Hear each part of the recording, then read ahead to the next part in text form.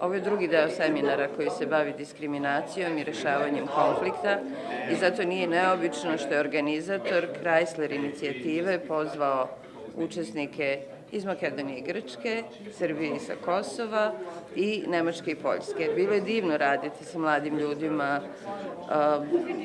boga mi negde nedelju dana, možda 10 dana u Poljskoj i baš se radujem što smo nastavili saradnju ovde. Mislim da smo svi obogaćeni za jedno veliko iskustvo i vraćamo se kući i nastavljamo kontakte i pravimo planove za budućnost.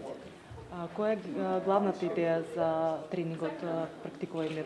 Pa ovde u Skopju radili smo metodom pozorišta potlačenih, a glavni metod u Poljskoj je bio igra simulacije.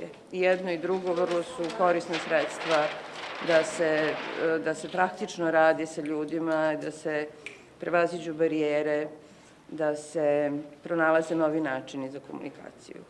Дали мислите дека ова ќе опотикне и активизмот и желбата за нешто да се промени во демократскиот режим? Ja mislim i na ličnom planu i u kontekstu društva u celini. Naročito, kažem, nije slučajno što su pozvali upravo predstavnike nacija gde je koliko do juče bio rat ili gde su konflikti na neki način otvoreni ili potisnuti u toku.